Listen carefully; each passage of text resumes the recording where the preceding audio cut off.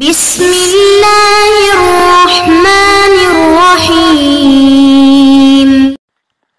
اعوذ باللہ من الشیطان الرجیم وَلَقَدْ أَرْسَلْنَا مِن قَبْلِكَ فِي شِيَعِ الْأَوَّلِينَ وَمَا يَأْتِيهِم مِّن رَّسُولٍ إِلَّا كَانُوا بِهِ يَسْتَهْزِئُونَ۔ عزیز طلباء کرام، سبق نمبر 114 سورہ ہجر آیت نمبر 10۔ آیات کریمہ کا ترجمہ: وَلَقَدْ أَرْسَلْنَا، اور البتہ تحقیق ہم نے بھیجا، من قبل کا آپ سے پہلے، یعنی انبیاء اور رسول، فی شیع الاولین، پہلے جماعتوں میں اور فرقوں میں، وما یاتیہم من رسول الا کانوا بہ یستہزئون، اور نہیں آتے تھے ان کے پاس کوئی رسول مگر وہ اس سے ہنسی کرتے رہتے تھے۔ کذالک، اسی طرح ہم نے، نسلکہ، بٹھا دیا اس ہنسی کو، فی قلوب المجرمین، گناہگاروں کے دلوں میں۔ لا یؤمنون بہ، وہ ایمان نہیں لائیں گے اس قرآن پر، اور حالانکہ گزر چکا ہے طریقہ پہلوں کا۔ اور اگر ہم کھول دیں ان کے اوپر دروازہ آسمان سے، پس شروع ہو جائیں یہ لوگ اس میں چڑھنا، تو لقالو، تو کہیں گے کہ انما سکرت ابصارنا، بند کر دیا گیا ہے ہماری نگاہوں کو، یعنی ہم پر نظر بندی کی گئی ہے۔ بل نحن قوم مسحورون، بلکہ ہم قوم ہے کہ جس پر جادو کیا گیا ہے۔ وَلَقَدْ أَرْسَلْنَا، قرآن کا معجزہ ذکر کرنے کے بعد اللہ تبارک و تعالیٰ نے نبی علیہ السلام کو تسلی دی ہے کہ اے پیغمبر، پریشان نہ ہو جائے، آپ کے ساتھ باوجود آپ کے پاس مضبوط معجزہ موجود ہے اور اللہ کا سچا رسول ہے، لیکن آپ کی یہ لوگ تکذیب کرتے ہیں اور آپ پر ایمان نہیں لاتے۔ آپ سے پہلے بھی انبیاء کو ہم نے بھیجا اور ان قوموں کے مطلوبہ معجزات ان کو دیے، لیکن ضد اور عناد کی وجہ سے یہ ایمان نہ لائے۔ وَلَقَدْ أَرْسَلْنَا، اور البتہ تحقیق ہم نے بھیجا، من قبل کا آپ سے پہلے بھی رسول، فی شیع الاولین، شیعہ جمع شیعتن کی، شیعتن اس جماعت کو کہا جاتا ہے جس کے عقائد اور نظریات ایک ہوں اور ایک نظریے کے اوپر وہ متفق جماعت ہو، اس کو شیعہ کہتے ہیں۔ تو شیعہ معنی فرقے، الاولین جمع اول کی معنی پہلی امتوں کے اندر مختلف فرقے اور قومیں اور جماعتیں تھیں، ان کے اندر ہم نے رسول بھیجے۔ وما یاتیہم، اور نہیں آئے ان کے پاس، من رسول، کوئی رسول بھی، الا کانوا بہ یستہزئون، مگر وہ قومیں اس رسول کے ساتھ ہنسی کرتے تھے، استہزاء اور مذاق کرتے تھے۔ کبھی ان سے معجزات مانگتے، کبھی کہتے تیرے پاس تو بشر ہے، تو رسول نہیں ہو سکتا۔ مختلف آیات کے اندر ان کے استہزاء، قرآن کے اندر اس کا ذکر ہے۔ کذالک، اسی طرح جس طرح کہ پہلی امتوں کے ساتھ لوگ استہزاء کرتے تھے، تو اسی طرح ہم نے نسلکہ، اس استہزاء کو داخل کیا ہے۔ سلکہ یسلک کا معنی داخل کرنا، کسی چیز کو کسی چیز کے اندر گھسا دینا۔ معنی نسلکہ میں ہو ضمیر جو ہے یہ استہزاء کی طرف لوٹتی ہے، تو معنی یہ ہوگا کذالک، اسی عادت، یہی اللہ تعالیٰ، یہی عادت ہے اور یہی اللہ کی سنت اور طریقہ ہے کہ نسلکہ، ہم داخل کرتے ہیں اس ہنسی کو اور استہزاء کو، فی قلوب المجرمین، گناہگاروں کے دل میں۔ مجرم لوگ جو ہے وہ انبیاء کی استہزاء کرتے ہیں، وہ حق کے ساتھ استہزاء کرتے ہیں، وہ اللہ کی کتاب سے، اللہ کی توحید کے ساتھ استہزاء کرتے رہتے ہیں۔ تو اس سے آپ پریشان نہ ہو جائیں۔ لا یؤمنون بہ، اور مزید تسلی ہے کہ یہ ایمان نہیں لائیں گے اس کتاب پر، کیونکہ ان کے اندر استہزاء، ضد اور حسد ہے۔ وقد خلت سنت الاولین، اور گزر چکا ہے سنت معنی طریقہ، الاولین، پہلے لوگوں کا، کہ جنہوں نے استہزاء کیا، جنہوں نے تکذیب کی، تو اللہ نے ان کو ہلاک کیا۔ تو آپ کی قوم بھی آپ کا استہزاء کرتی ہے، ان کو بھی ہلاک کیا جائے گا۔ باقی رہی یہ بات معجزات کی، تو اس سے بڑا ایک معجزہ ہم آپ کو بتاتے ہیں کہ وَلَوْ فَتَحْنَا، یہ بھی زجر ہے کہ ہم اگر کھول دیں لوگوں کے اوپر، باباً، ایک دروازہ، من السماء، آسمان سے دروازہ کھولیں، اور فضلوا، شروع ہو جائیں، ظل افعال شروع میں سے ہے، فی، اس دروازے کے اندر یہ لوگ یعرجون کی چڑھتے جائیں آسمان میں، تو بالکل ان کو میں آسمان پر لے جاؤں اور یہاں آسمان میں لا کر فرشتوں سے ان کو دکھاؤں اور یہ کائنات دکھاؤں، تو لقالو، تو اس وقت یہ کہیں گے، تب بھی یہ بات کہیں گے کہ انما سکرت، سکرہ معنی بند کر دیا گیا ہے، بند ہو گئی ہے، ابصارنا، ہماری نگاہ، یعنی یہ کہیں گے کہ یہ آسمان نہیں ہے، ہمیں آسمان نظر آتا ہے، ہم پر نظر بندی ہو گئی ہے، گویا کہ ہم زمین پر ہیں، اپنی جگہ پر ہیں، اور ہم کو آسمان نظر آ رہا ہے، آسمانی جگہ دکھائی جا رہی ہے، یہ ہماری نگاہ میں گویا کہ ہم پر نظر بندی ہو چکی ہے، بات کو مانیں گے نہیں ہے، ضد ان کے اندر اتنی ہے۔ بل کا مطلب یہ ہوگا کہ بلکہ نظر بندی نہیں ہے، بلکہ نحن قوم مسحورون، ہم پر جادو کیا گیا ہے، یعنی آسمان پر چڑھ گئے لیکن آسمان پر جو چڑھے گئے یہ بذریعہ جادو کے ہے، اور ہمارے عقل جو ہے ان پر پردے آ چکے ہیں اور ہمیں یہ آسمان نظر آتے ہیں، ہم کو ہمارے عقلوں کو مسحور کر دیا گیا۔ تو ان کے اندر اس طرح کی ہٹ درمی اور ضد ہے۔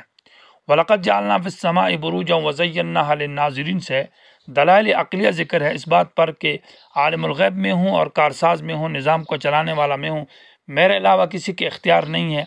اب جو ایمان لاتے ہیں تو جن کے اندر انابت اور طلب ہے، اللہ تعالیٰ ان کو توفیق دیتا ہے ہدایت کی، وہ ایمان لے آتے ہیں۔ جن کے اندر طلب نہیں ہے، حسد ہے اور ضد اور عناد ہے، وہ ایمان نہیں لاتے، ورنہ دلائل عقلیہ بھی موجود ہے اللہ تعالیٰ کی توحید کے اوپر، اور ان دلائل عقلیہ کا اب حاصل ان کا ذکر کیا جا رہا ہے۔ وَلَقَدْ جَعَلْنَا، البتہ تحقیق ہم نے پیدا کیا، فی السماء آسمان کے اندر، بروجن ستارے، وَزَيَّنَّاهَا اور مزین کیا آسمان کو، للناظرین دیکھنے والوں کے لیے۔ بروج جمع ہے برج کی، اور برج جو ہے اس بڑے قلعے کو کہا جاتا ہے، بڑے محل کو کہا جاتا ہے جو بنایا گیا، جو دور سے نظر آتا ہے۔ تو اصل میں بروج سے مراد یہ بڑے بڑے ستارے ہیں آسمان کے اندر جو فضا میں ہے۔ تو اللہ تبارک و تعالیٰ فرماتے ہیں کہ میں نے یہ ستارے پیدا کی ہے، وَزَيَّنَّاهَا اور اس کو مزین کیا ہے اس آسمان کو، للناظرین دیکھنے والوں کے لیے۔ تفسیری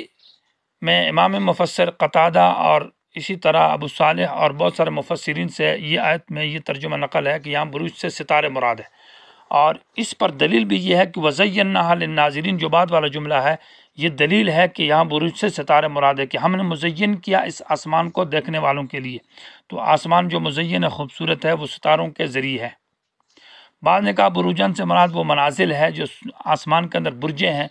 اور ہر برج کے اندر ایک ستارہ ہے، ایک سیارہ ہے، سورج اپنی برج میں نظر آتا ہے، اور برج کا لغوی معنی ظاہر ہونا، تو ہر ستارہ جو ہے وہ بالکل ظاہر نظر آتا ہے۔ اور یہ آسمان کے اندر جو ستارہ ہے، یہ آسمان کے اندر نہیں ہے بلکہ آسمان سے نیچے ہے۔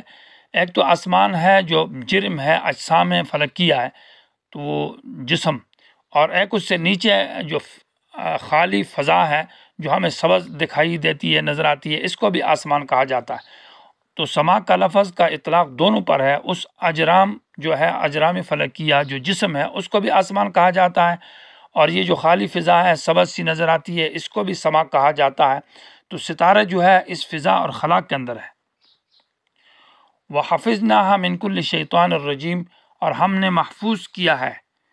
اس آسمان کو ہر شیطان سے، رجیم جو دھتکارا گیا ہے، جو مارا جاتا ہے۔ الا من استرق السماء، الا مستثنا منقطع ہے، مستثنا متصل نہیں، الا بمعنی لیکن کے، لیکن من وہ شیطان استرقا جو چوری کر لے السماء سننے کو، تو فاتبعہ اس کے پیچھے لگ جاتا ہے، شہاب ایک شعلہ، مبین بالکل واضح، اس کو ایک پیچھے سے شعلہ آ کر لگتا ہے، اس کو مارتا ہے، تو اس کو بھگا دیا جاتا ہے۔ یہاں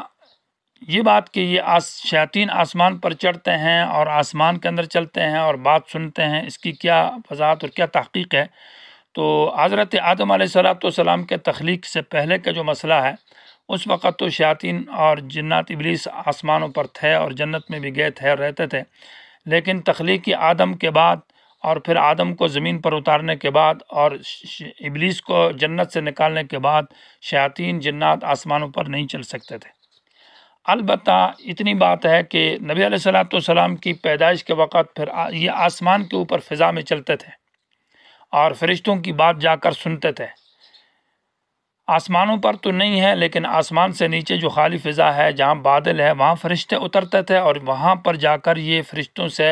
فرشتے جو آپس میں آسمانوں کی باتیں کرتے تھے، وحی کی باتیں کرتے تھے، ان باتوں کو یہ بادلوں میں چھپ کر یہ شیاطین سن لیتے تھے۔ نبی علیہ السلام کے جب آپ کو نبوت ملی تو اس وقت ان پر یہ پابندی بھی لگ گئی کہ یہ اس فضا میں جا کر، آسمانوں سے نیچے بادلوں میں بھی جا کر اس آواز کو نہیں سن سکتے تھے، بلکہ سیارات کی طرف سے ایک شعلہ آتا اور وہ ان پر لگتا اور یہ اس سے بھگا دیے جاتے تھے۔ سورہ جن کی جو آیت ہے، اِنَّا كُنَّا نَقْعُدُ مِنْهَا مَقَاعِدَ لِلسَّمْعِ فَمَنْ يَسْتَمِعِ الْآنَ يَجِدْ لَهُ شِهَابًا رَّصَدًا، اس آیت میں بھی یہ بات واضح ہے کہ آپ صلی اللہ علیہ وسلم کی پیدائش سے پہلے بھی، یعنی آپ کی نبوت سے پہلے بھی، شیاطین اور جنات جو ہے وہ آسمانوں میں نہیں چل سکتے تھے، بلکہ آسمان سے نیچے اس خالی فضا کے اندر بادلوں میں چلتے تھے۔ اِنَّا كُنَّا نَقْعُدُ بے شک ہم بیٹھتے تھے وہاں مقاعد یعنی بیٹھنے کی جگہ، وہاں جا کر یہ باتیں سنتے تھے۔ تو فَمَن يَسْتَمِعِ الْآنَ، ابھی جو کان لگائے گا، یجد لہ شہابا رصدا، تو آپ صلی اللہ علیہ وسلم کو وہی ملنے کے بعد یہاں سے بھی ان کو روک دیا گیا اور یہاں پر بھی پابندی لگ گئی، بلکہ بالکل یہ بند کر دیے گئے۔ یہ بات کہ یہ آسمانوں سے بات کس طرح سنتے تھے فرشتے، تو یہ آسمانوں میں بات کرتے تھے یا نیچے؟ تو اگر آسمانوں میں بات کرتے تھے تو ممکن ہے کہ